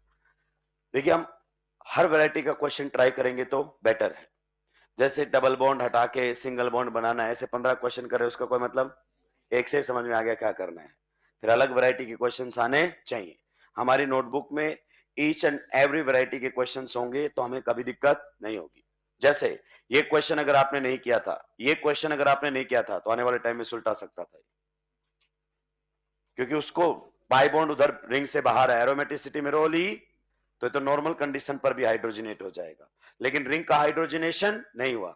यहां से समझ में आया, नॉर्मल कंडीशन पर ये अपना एरोमेटिसिटी का लॉस बर्दाश्त नहीं करेगा। ये होते हैं अच्छे क्वेश्चंस। आइए, फिर तो सब सुलट जाएगा। अगर मैंने ये कंडीशन अप्लाई कर दी बेटा तो फिर तो रिंग भी सुलट जाएगी। क्वेश्चन की ब्यूटी तो यही है कि अगर बच्चा ये सुलटाएगा या केवल बाहर वाला ऑप्शन के थ्रू सुलटाने की कोशिश करेगा। आइए अगले क्वेश्चन में, इस क्वेश्चन पर बात करते हैं। देखिए ये केमिस्ट्री है, अगर आप नहीं जानते हैं तो आप सुलट सकते हैं। आप देखिए इसमें कैटालिस्ट का रोल क्या है, इसमें कैटालिस्ट का रोल क्या है? कैटालिस्ट का रोल है आपके एल्कीन को अपने ऊपर चिपका लेना। आप बताइए इस डबल बॉन्ड पर हिंड्रेंस जितना ज्यादा होगा तो उसका एड्जॉर्प्शन आपके मेटल के ऊपर उतना ही कम होगा। तो अगर आपको दो पाई बॉन्ड दिए गए हैं, क्वेश्चन में क्या खास बात है, पाई बॉन्ड कितने हैं दोस्त अपने पास? दो। आप देख पा रहे होंगे दो पाई बॉन्ड है, लेकिन हाइड्रोजन का मोल कितना दिया है? ए। इसका मतलब ही हमसे थ्योरेटिकली ऐसा क्वेश्चन पूछ रहा है कि इन दोनों में से अगर किसी एक का हाइड्रोजनेशन करवाना पड़े तो किसका करवाएं? तो ऊपर वाले का, क्योंकि यहां पर हिंड्रेंस कम है, ये इजीली जाके चिपकेगा मेटल के ऊपर। तो ये ब्यूटी है इस क्वेश्चन की कि अगर एक का ही बॉन्ड को हाइड्रोजनेट करवाना है तो वो डबल बॉन्ड सुलटेगा जिस पर हिंड्रेंस कम है। This will be the product of this question. अगर आपने ये कॉन्सेप्ट समझा है तो बताइए एल्कीन और अल्काइन में से किसका हाइड्रोजनेशन फास्ट होगा? फिर से एक मोल है, आप बताइए एल्कीन में तो कम से कम हाइड्रोजन तो लगे होंगे, ये तो लीनियर होता है। क्लियर? अल्काइन पर हिंड्रेंस कम होता है, आप देख सकते हैं, कारण इधर एक ही एटम और इधर एक ही ग्रुप है। पर अल्काइन में इधर भी कितने एटम होंगे? दो, और इधर भी कितने होंगे? दो। तो अल्काइंस में आपका हिंड्रेंस कम होता है। मतलब डबल और ट्रिपल बॉन्ड में से किसी को हाइड्रोजनेट करना पड़े तो जल्दी कौन सा होगा? आपका कार्बन कार्बन ट्रिपल बॉन्ड। ये क्वेश्चंस आएंगे, ध्यान रखना, आने वाले क्वेश्चंस होते हैं। ए के मोल दिया है तो डबल से ट्रिपल से किस में चला जाऊंगा? डबल। एक बार इधर आंखें खोलो, ए के मोल दिया मुझे तो एल्काइन कहां चली जाएगी? एल्कीन। एल्काइन कहां चली जाएगी? एल्कीन। मेन पॉइंट क्या है? रिएक्शन यहां नहीं हुई, रिएक्शन वहां होगी, क्योंकि यहां पर हिंड्रेंस ज्यादा है और वहां हिंड्रेंस कम है। तो एल्कीन और एल्काइन में से जल्दी कौन हाइड्रोजनेट होता है? एल्काइन। ये पॉइंट है जो हमें मालूम होने चाहिए। सुलटा देंगे। आप केवल इतना करके आगे बढ़ सकते थे, लेकिन आपने इतना पढ़ा, अब आपको बिल्कुल भी डरने की जरूरत नहीं है। किसी भी लेवल पर एग्जामिनर क्वेश्चन पूछे, हालांकि ये सारी बातें एनसीईआरटी की ही हैं। सुलटा दिया क्या? ये रिएक्शन हम पहले से भी जानते थे, hydrogenation. Addition of hydrogen is known as hydrogenation. आज जो हमने मेन पॉइंट जाने हैं वो तो ये जाना है मेनली कि जिस डबल बॉन्ड पर हिंड्रेंस ज्यादा है उसका हाइड्रोजनेशन क्या होगा? स्लो होगा। अगर दो हैं तो पहले वो हाइड्रोजनेट होगा जहां हिंड्रेंस कम है। और ये जब चीजें आपको याद होंगी तभी आप क्वेश्चन कर पाओगे, वरना नहीं कर पाओगे। और ये पूछे गए क्वेश्चंस हैं तो एटलीस्ट इतना तो हमें आना ही चाहिए।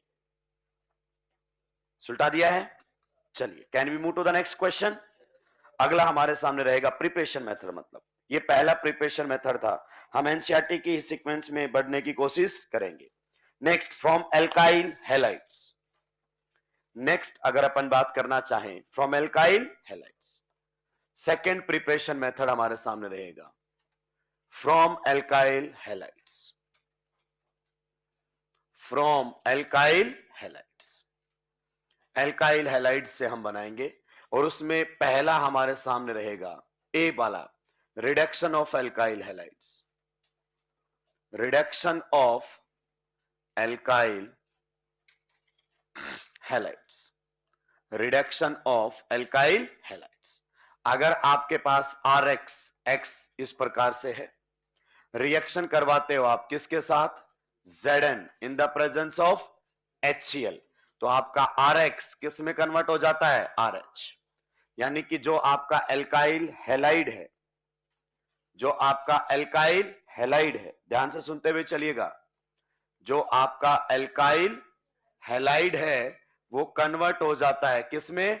एल्केन में। नॉर्मली बच्चा इसको भी इग्नोर करता है, ऑक्सीडेशन रिडक्शन एक साथ पढ़ता है, उसको पता ही नहीं चलता कि किसको इंपॉर्टेंस देना और किसको इंपॉर्टेंस नहीं देना है। एनसीईआरटी इसमें क्लेरिफाई करता है, एक्स आपका कौन कौन हो सकता है? क्लोरीन हो सकता है, ब्रोमीन हो सकता है, आयोडीन हो सकता है, पर एक्स आपका क्या नहीं हो सकता है? एक्स आपका फ्लोरीन। और ये आने वाला क्वेश्चन होगा, मैं आपको बता रहा हूं कि कौन से एल्काइल हैलाइड्स के रिडक्शन से आप एल्केन नहीं बना पाओगे, और वो रहेगा एल्काइल फ्लोराइड। एक्स यहां पर फ्लोरीन होना ही नहीं चाहिए। मैं आपको थोड़ा थोड़ा मतलब मैकेनिज्म भी बताता हुआ चलूंगा, जिससे आप चीजों को बहुत आसानी से ध्यान रख सकते हैं।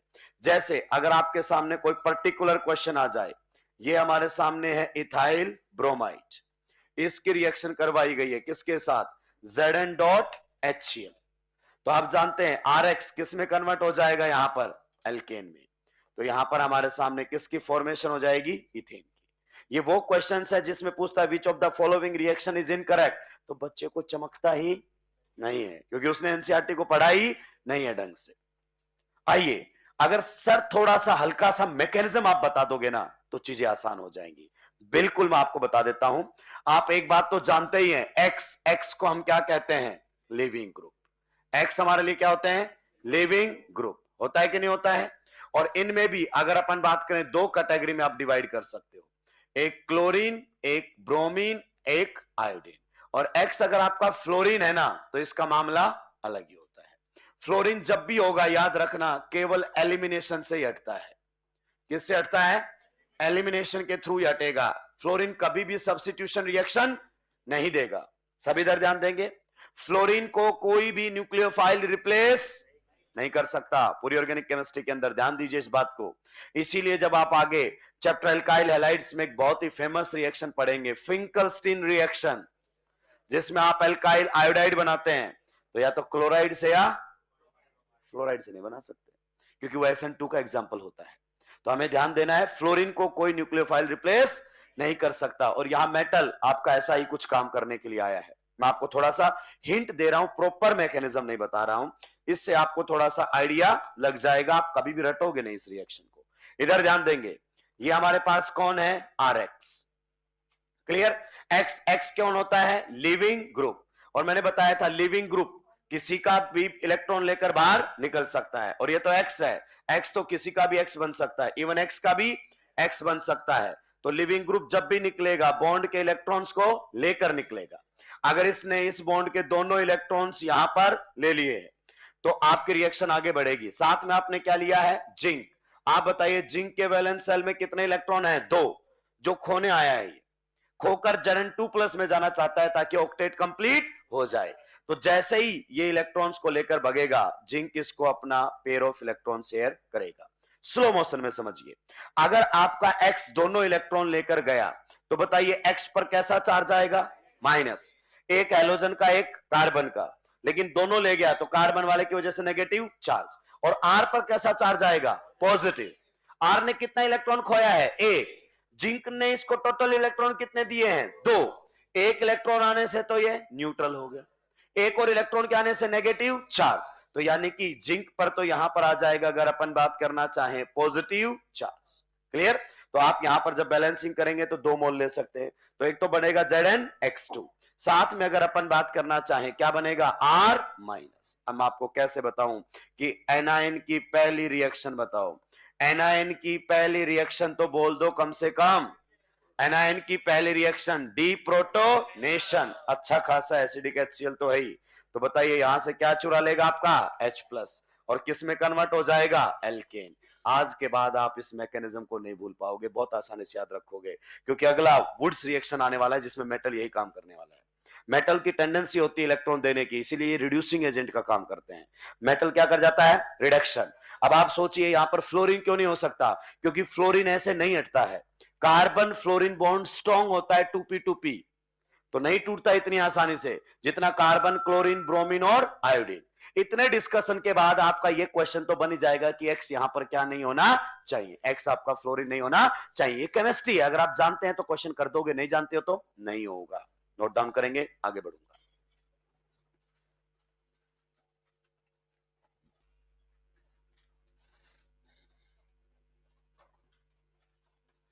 जल्दी जल्दी सुलटाएंगे भाई लोग।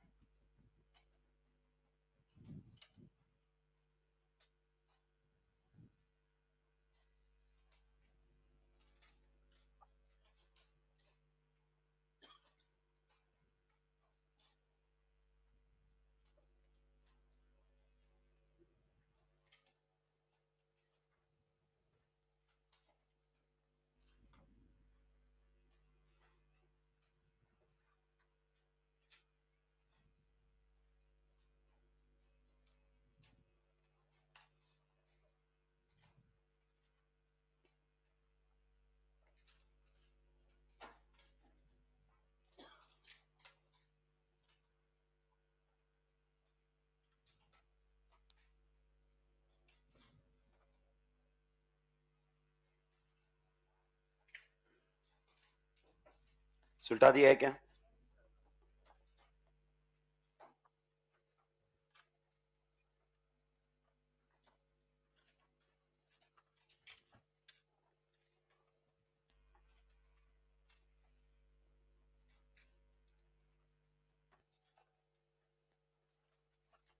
ये कंप्लीट मैकेनिज्म नहीं है, पर अपना काम हो जाएगा इसमें।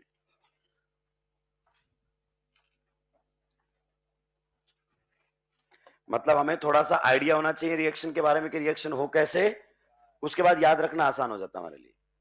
या तो फिर आप फालतू में रटो जिसका कोई मतलब नहीं है।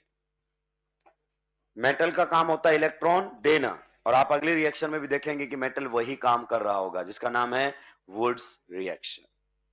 अब वो नेम रिएक्शन में नहीं मिलेगा, अब एनसीईआरटी के हिसाब से चल रहे हैं तो वही मिलेगा जहां एनसीईआरटी में। सुलटा दिया है क्या? चलिए, ये पहला हमारे सामने रहेगा। बताइए क्या आपने यहां पर एल्केन की फॉर्मेशन कर ली है? जी हां। दूसरा अगर अपन बात करें इसी में, मतलब बी पॉइंट रहेगा वुड्स रिएक्शन। कौन सा रहेगा? Wurtz reaction.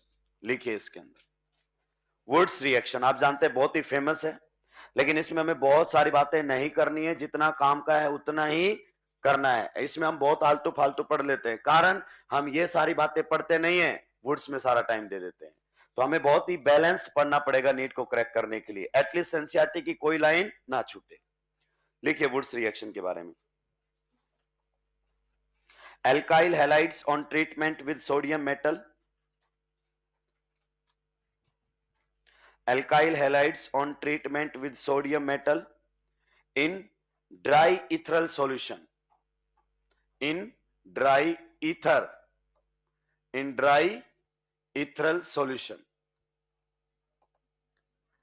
Alkyl halides on treatment with sodium metal in dry ethereal solution. In dry ethereal solution. यानी कि ईथर सॉल्वेंट होगा फ्री फ्रॉम मॉइस्चर, ड्राई होना चाहिए ईथर, उसका कारण आपको बता दिया जाएगा। Alkyl halides on treatment with sodium metal in dry ethereal solution give higher alkanes. Give higher alkanes.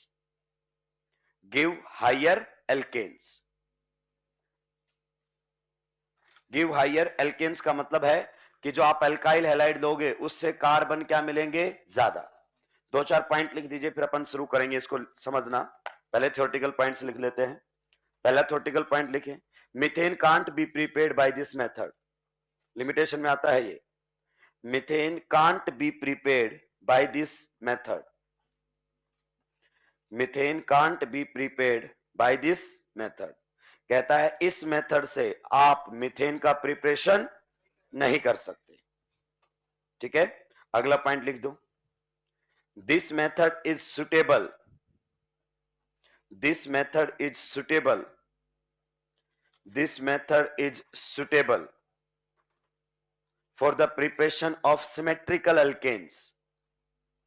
This method is suitable for the preparation of symmetrical alkanes. This method is suitable for the preparation of symmetrical alkanes. ब्रैकेट में आप लिख सकते हो containing even number of carbon atoms. NCERT ने बहुत हल्के में लिया इसको, containing even number of carbon atoms. Containing even number of carbon atoms. कहता है ये मेथड सुटेबल है उन अल्केन्स को बनाने के लिए जिनमें even number of carbon atom होते हैं, उसे हम सिमेट्रिकल अल्केन बोलते हैं। अगला पॉइंट लिखेंगे, unsymmetrical alkanes. Unsymmetrical alkanes. Unsymmetrical alkanes. Unsymmetrical alkanes bracket में लिख सकते हो, containing odd number of carbon atoms. containing odd number of carbon atoms. Unsymmetrical alkanes ब्रैकेट में लिखेंगे containing odd number of carbon atoms, close the bracket. Can't be prepared in good yield. Can't be prepared in good yield. Can't be prepared in good yield. Yield का मतलब क्या होता है? Amount. Can't be prepared in good yield. Unsymmetrical alkanes can't be prepared in good yield using this method. Using this method. Language को ठीक से पढ़ो. क्या मैंने ये कहा है अनसिमेट्रिकल अल्केन्स बन ही नहीं सकती? बन सकती हैं, लेकिन यील्ड अच्छी नहीं आएगी. यील्ड अच्छी तभी आएगी जब आप सिमेट्रिकल अल्केन्स बनाओगे. बस उससे ज्यादा की पॉइंट्स को बढ़ाने की जरूरत नहीं है. आप चाहो तो एक पॉइंट और भी लिख सकते हो. 3 degree alkyl halides are not used in Woods reaction. 3 degree alkyl halides 3 degree alkyl halides are not used in Woods reaction. आपको रीजन समझ में आएगा जैसे हम मैकेनिज्म की बातें करेंगे. 3 degree alkyl halides are not used in Woods reaction. 3 degree alkyl halides are not used in Woods reaction. आइए, अभी तक हमने वुड्स रिलेटेड कोई भी बातें आपको समझाई नहीं है. हमने पहले पॉइंट्स लिख लिए हैं. अब जैसे जैसे केमिकल रिएक्शंस आगे बढ़ेंगी वैसे वैसे आपको सारी चीजें क्लियर होती हुई जाएंगी. सभी का ध्यान इधर होना चाहिए. देखिए, स्कूल लेवल पर अगर अपन बात करना चाहें तो ये हमारे सामने RX मतलब एल्काइल हैलाइड. 2 मोल किसके ले लीजिए? सोडियम के. 2 मोल ले लीजिए सोडियम के. साथ में एक और आपका मोल लीजिए किसका? RX का. रिएक्शन करवा दीजिए किसकी प्रेजेंस में? ड्राई ईथर की प्रेजेंस में. किसकी प्रेजेंस में? ड्राई ईथर की प्रेजेंस में. तो डब्बा मैकेनिज्म यहां पर काम करता है. इधर से भी क्या चुरा लीजिए? X. और इधर से भी क्या चुरा लीजिए? X. तो यहां पर आपके सामने बन जाएगा R और R के बीच में बॉन्ड. क्योंकि ये सारा मसला तो यहां से हटा दो तो R और आपस में जुड़ जाएंगे. तो ये आपके सामने क्या बन गया है? एल्केन. आपने लिखा है हाइयर एल्केन. हाइयर एल्केन क्यों? सोचो, अगर R में कितना कार्बन है? 1. यानी कि एल्काइल हैलाइड में कितना कार्बन है? 1. तो एल्केन में कितने आएंगे? अगर इसमें 2 हैं तो फिर बताइए एल्केन में कितने आएंगे? 4. अगर इसमें 3 है तो एल्केन में कितने आएंगे? 6. इसलिए कह रहा है इवन नंबर वाले कार्बन के एल्केन ही बनेंगे. क्योंकि 2 इवन नंबर का सम भी इवन होता है, 2 ऑड नंबर का सम भी इवन होता है. क्लियर? तो अगर अपन बात करें R में 1 1 है तो 2 आएंगे, 2 2 है तो 4 आएंगे, 3 3 है तो 6 है. ये कहना चाहता है. साथ में अगर अपन बात करना चाहें तो आपके सामने बन जाएगा 2 मोल ऑफ NaX. तो ये हमारा बन गया एल्केन. और आप देख सकते हैं इसमें क्या रहेंगे? Even number of carbon atoms. क्या है? Even number of carbon atoms. अब आप सोचो, आपको इसकी एक्सप्लेनेशन तो मिल चुकी है कि मीथेन नहीं बना सकते, क्योंकि आप जानते हैं RX में कम से कम 1 कार्बन तो लोगे. अगर इसमें 1 कार्बन हुआ तो प्रोडक्ट में कितने आएंगे? 2. तो मीथेन तो नहीं बन सकती इससे. ये तो क्लियर है, रटने की जरूरत ही नहीं है, क्योंकि 0 कार्बन का कोई एल्काइल हैलाइड होता ही नहीं है. 0.5 कार्बन किसी में आते ही नहीं है. एटम पूरा ही आएगा. तो इसका मतलब मीथेन यहां से नहीं बन सकती. ये जो डब्बा मैकेनिज्म है दोस्त, ये है शानदार. क्या है? बहुत शानदार. बस इसका एक लिमिटेशन है. पूछो क्या? आंसर पहले पता होना चाहिए. ये जो मैंने बनाया इसको डब्बा मैकेनिज्म या जुगाड़ कहते हैं. इसका एक ही लिमिटेशन है, आंसर पहले पता होना चाहिए. बच्चे ऐसे बातें करते हैं, आज सर ने क्या शॉर्ट ट्रिक दी, क्या जुगाड़ दिया. इसे ही शॉर्ट ट्रिक कहते हैं भाई. यही है शॉर्ट ट्रिक कि देखो ऐसे प्रोडक्ट बना दो. क्या जुगाड़ दिया है? इससे बढ़िया सीधा आंसर कब बता देता. क्यों? क्योंकि जब तक तुझे ये नहीं पता कि डब्बे में कौन कौन आएंगे तो प्रोडक्ट नहीं बना सकता. और तुझे ये मालूम है कि डब्बे में कौन कौन आएंगे तो यकीन मानिए तू आंसर पहले से कि दोनों R को डब्बे में नहीं लेना है. और तुझे आंसर मालूम है, तू तो नौटंकी कर क्यों रहा है. ये बहुत लॉजिकल बातें हैं भाई. अगर गलती से मैं R को भी डब्बे में ले लेता तो कुछ और ही प्रोडक्ट बन के आ जाता. यानी कि डब्बे में किसको रखना है ये मालूम होना चाहिए. और ये तभी मालूम होता है कि हमें ये मालूम हो कि क्या बनाना है. तो यही मालूम है तो डब्बा बना ही क्यों रहे हैं. जिसे तुम शॉर्ट ट्रिक जुगाड़ कहते हो ना, वो यही है. पर बच्चे को थोड़ा सा घुमा के बताया जाता है. एक मास्टर बोलता है ध्यान रखना है प्रोडक्ट बनेगा, एक बोलता है याद रखने की जरूरत नहीं, मैं हूं ना, जुगाड़ दे. दूसरे का फैन हो जा रहा है. पहले वाला ज्यादा सही था बेचारा, कम से कम स्ट्रेट फॉरवर्ड तो बोल के गया कि याद रखना है मेरे भाई. उसमें 2 बातें याद रख रहा है, डब्बा भी याद रख रहा है और प्रोडक्ट भी याद रख रहा है. पर जनता ऐसी है कि बस बेच दो इन बच्चों को, चाहे कैसे भी बोल के बेच दो. क्लियर? आइए, हम डब्बे मैकेनिज्म के साथ नहीं चलेंगे क्योंकि इससे सिंपल क्वेश्चंस तो बनेंगे दोस्त, लेकिन अच्छे लेवल का क्वेश्चन नहीं बनेगा. अगर हम बात करना चाहें मैकेनिज्म की, मैकेनिज्म की अगर अपन बात करें, मतलब ये रिएक्शन इनफैक्ट हुई कैसे है ये थोड़ा सा हमें बता दीजिए. तो अगर हम बात करें वुड्स रिएक्शन की, किसकी बात करें? वुड्स रिएक्शन की। तो वुड्स रिएक्शन के दो मैकेनिज्म सजेस्ट किए गए हैं। क्या?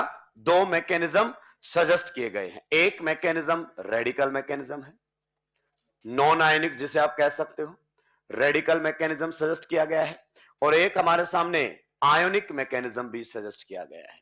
यानी कि वुड्स रिएक्शन के दो मैकेनिज्म सजेस्ट किए गए हैं, one is radical and one is आयनिक। अब ध्यान रखिए, हम दोनों ही पढ़ेंगे, लेकिन हम हमेशा क्वेश्चन किससे करेंगे? रेडिकल से। हम आयोनिक पढ़ेंगे और उसके बाद भूल जाएंगे, हमें कोई लेना देना नहीं है, हम इधर से ही बातें करते हुए आगे बढ़ेंगे। क्या ये पॉइंट आपको क्लियर हुआ? चलिए आइए वन बाय वन हम पढ़ते हैं। पहले मैं आपको बता दूं, कई बार बच्चों को लगता है कि दो मैकेनिज्म कैसे हो सकते हैं। दोस्त, मैकेनिज्म हाइपोथेटिकल होते हैं। क्या होते हैं? आपको रिएक्टेंट मालूम है, आपको प्रोडक्ट मालूम है। मैकेनिज्म हाइपोथेटिकल एक्सप्लेनेशन होता है जो कि एक्सपेरिमेंटल एविडेंस को मैच करता हुआ चले। मान लीजिए अगर अपन बात करना चाहें, आपको एक जगह से दूसरे जगह जाना है, तो आप दो रूट सजेस्ट कर सकते हो। एंड पॉइंट क्या है दोनों के? से कि आप वाया यहां भी जा सकते हो और वाया यहां भी जा सकते हो। तो मैकेनिज्म हाइपोथेटिकल होते हैं। ये दोनों ही मैकेनिज्म बाकी सारी बातों को ढंग से समझा देते हैं। तो आप किसी भी तरीके से इस रिएक्शन के प्रोडक्ट समझा सकते हो। हम ज्यादातर किस पर बातें करेंगे? रेडिकल पर, क्योंकि उसको समझना आसान है, प्रोडक्ट बनाना भी आसान है। तो सबसे पहले हमारे सामने आ रहा है कौन सा? Radical mechanism. और जब भी मैं रेडिकल बोल रहा हूं तो मेरा मतलब हमेशा ही फ्री रेडिकल से होता है। Radical mechanism. दोस्तों इधर ध्यान देंगे सभी लोग। अब इसको देखो, पढ़ोगे ना तो आपको पीछे वाली रिएक्शन भी समझ में आएगी। ये आपके सामने है एल्काइल हैलाइड। क्लियर? आप सभी जानते हैं एक्स, एक्स क्या है? Leaving group. और इतिहास गवाह है, लिविंग ग्रुप जब भी हटे हैं बॉन्ड के इलेक्ट्रॉन्स को लेकर हटे हैं। Leaving group always eliminates with the bonded pair of electrons. और लिविंग ग्रुप एक्स है, और एक्स के बारे में तो चर्चाएं हैं कि एक्स तो एक्स का भी एक्स बन सकता है, मतलब कहीं से भी बॉन्ड के इलेक्ट्रॉन्स लेकर निकल सकता है। अगर ये बॉन्ड के इलेक्ट्रॉन्स को लेकर निकला, मेरे भाई ध्यान से सुनिए, अगर ये बॉन्ड के इलेक्ट्रॉन्स को लेकर निकला तो बताइए आपके यहां पर दोनों इलेक्ट्रॉन्स जाएंगे तो एक्स पर कैसा चार्ज आ जाएगा? सबसे पहले आप ये बता दीजिए, एक्स पर कैसा चार्ज आ जाएगा? नेगेटिव। अगर अपन बात करना चाहें, इस बॉन्ड में दो इलेक्ट्रॉन थे, आर का मतलब कार्बन होता हमेशा ही, एक कार्बन का एक हेलोजन का, दोनों इलेक्ट्रॉन हेलोजन को मिल गए तो खुद के इलेक्ट्रॉन की वजह से तो कोई चार्ज नहीं आएगा, लेकिन कार्बन वाला लिया है उसकी वजह से कैसा चार्ज आएगा? नेगेटिव। और कार्बन पर कैसा चार्ज आएगा? पॉजिटिव। हमने साथ में कौन लिया है? सोडियम। आप जानते हैं ना, मेटल का काम होता है इलेक्ट्रॉन देना। थोड़ी देर पहले अगर अपन देखना चाहें तो ये काम कौन कर रहा था? जिंक इलेक्ट्रॉन देने के लिए आया है। क्लियर? और अब ये काम कौन करेगा? सोडियम। सोडियम घर से सोच के निकला है, आज ये इलेक्ट्रॉन है किसी को टिका के आना है, Na+ में कन्वर्ट होना है और ऑक्टेट कंप्लीट करना है। मेटल की टेंडेंसी अलग तरीके से ऑक्टेट कंप्लीट करने की होती है, वो इलेक्ट्रॉन लूज करके ऑक्टेट कंप्लीट करता है, नॉन मेटल इलेक्ट्रॉन गेन करके ऑक्टेट कंप्लीट करता है। तो सोडियम के दिमाग में एकदम फंडे क्लियर है कि अपनी वैलेंस शेल में एक इलेक्ट्रॉन है जो अपन किसी को टिका देंगे। अगर अपन ने किसी को टिका दिया तो अपने ऊपर कैसा चार्ज आ जाएगा? पॉजिटिव, और अपना ऑक्टेट हो जाएगा कंप्लीट। खत्म हो गई कहानी। ये पॉइंट आपको समझ में आया? तो सोडियम अपना एक इलेक्ट्रॉन किसको देगा? कार्बन को। एरो देखना, फिश हुक लाइक एरो का इस्तेमाल किया है मैंने। आइए दोस्त, मैं आपको थोड़ा स्लो मोशन में समझा दूं। मैं जानता हूं सारे कमजोर विद्यार्थियों से मेरा पाला पड़ा है। दिक्कत यह नहीं है कि आप कमजोर हैं, बस आप थोड़ा सा समझने पर ध्यान दे। देखिए, अगर मैंने ये बॉन्ड तोड़ दिया ऐसे तो दोनों इलेक्ट्रॉन एक्स को मिल गए, तो नो डाउट एक्स पर तो कैसा चार्ज आएगा? नेगेटिव। लेकिन आप मुझे बताओ कार्बन पर कैसा चार्ज आएगा? आ गया। अगर मैं कार्बन को कितना इलेक्ट्रॉन दे दूं? एक इलेक्ट्रॉन। अगर मैंने कार्बन को एक इलेक्ट्रॉन दिया तो बताइए कार्बन का पॉजिटिव चार्ज क्या हो जाएगा? गायब। न्यूट्रल हो जाएगा कि नहीं हो जाएगा? रेडिकल बन जाएगा कि नहीं बन जाएगा? भाई एक्स इसका ही तो इलेक्ट्रॉन लेकर गया है, एक सोडियम दे देगा इसको। तो यहां पर क्या बन जाएगा आपके सामने? Na से तो बन गया Na+, और साथ में बनेगा कौन? R radical. अब आपको कैसे समझाऊं, क्या ये इकलौता बना होगा? ऐसे बहुत सारे आरएक्स ने Na के साथ रिएक्शन किया होगा, ऐसे बहुत सारे आर रेडिकल बने होंगे। अगर ऐसे बहुत सारे आर रेडिकल बने होंगे तो कभी ना कभी आर रेडिकल के सामने आर रेडिकल भी आया होगा। अब बताओ, आंखें खोलो और जवाब दो। रेडिकल के सामने रेडिकल, पॉसिबिलिटी बताओ मुझे दो। Dimerisation and disproportionation. दोस्त मैं बता रहा हूं, कोई क्वेश्चन किसी भी हद तक पूछ ले, रुकने नहीं दूंगा, क्योंकि रेडिकल की इंफॉर्मेशन चैप्टर से पहले ही बता दी गई है। तो रेडिकल के सामने रेडिकल, सर एक प्रोबेबिलिटी है कि ये दोनों आपस में क्या बना लेंगे, बॉन्ड।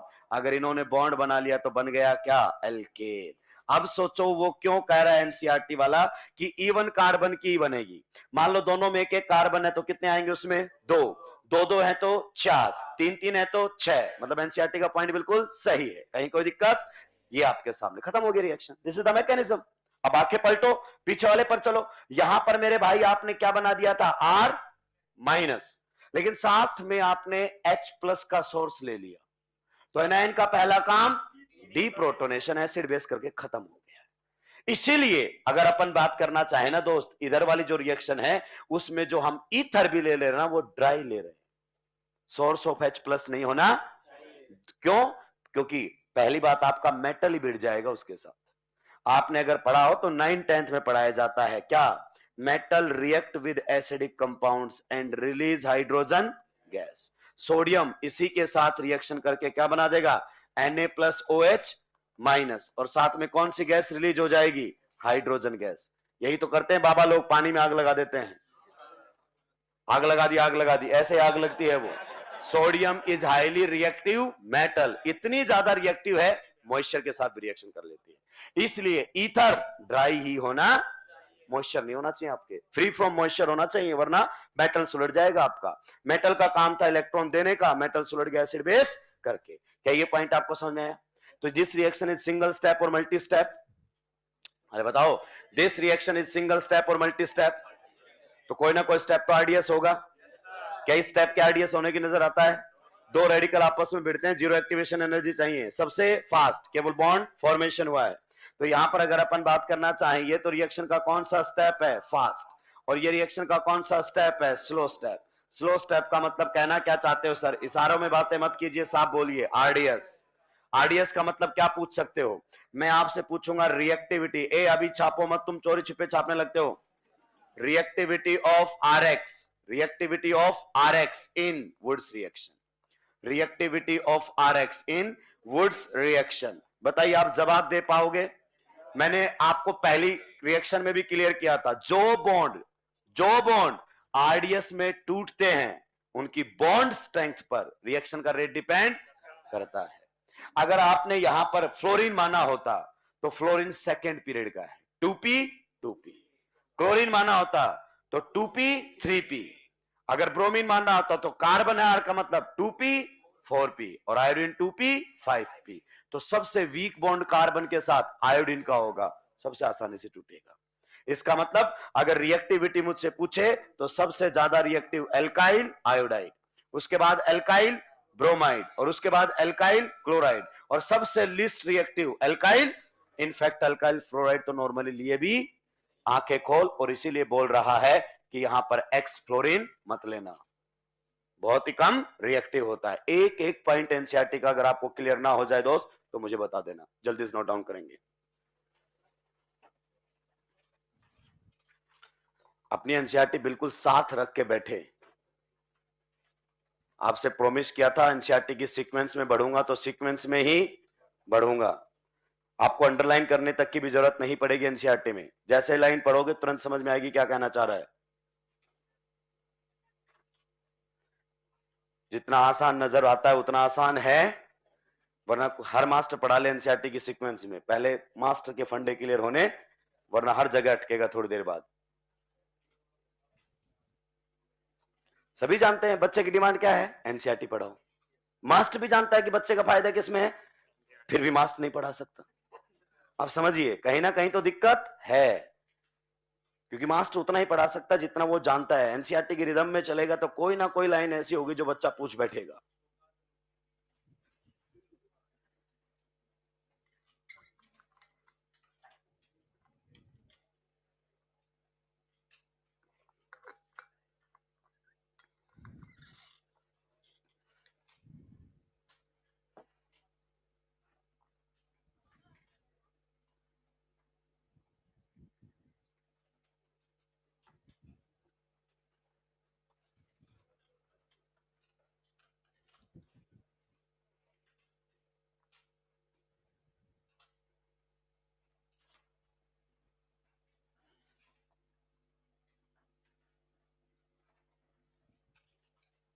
सुलटा दिया है क्या? टाइम हो चला है क्या? चलिए आज के लिए इतना ही रहेगा, बाकी बातें अगली क्लास में। तो अभी भी वुड्स में कुछ बातें मैंने एक्सप्लेन नहीं किए। एक तो पॉइंट एक्सप्लेन हो गया कि यहां से मीथेन नहीं बन सकती। दूसरा हमने ये भी एक्सप्लेन कर दिया इवन कार्बन वाली अच्छी बनेगी, लेकिन ओड वाली क्यों नहीं बनेगी वो अभी भी एक्सप्लेन नहीं किया है। 3 डिग्री अल्काइल हैलाइड में क्या दिक्कत है, शायद अब तो आप बता सकते हैं। देखो अगर आपने अल्काइल हैलाइड 3 डिग्री का लिया तो रेडिकल भी कौन सा बनेगा, और डाइमराइजेशन ज्यादा करेगा कि डिसप्रपोर्शनेशन। मैंने बोला था दोस्त बस क्लास मिस मत करना, एकदम मक्खन की तरह चलेंगे रिएक्शंस। चलिए आज के लिए इतना ही, बाकी बातें अगली क्लास में। क्लास बीच बीच में मिस करोगे, गेस्ट अपीयरेंस दोगे, मैं खुद ही समझ में नहीं आने दूंगा।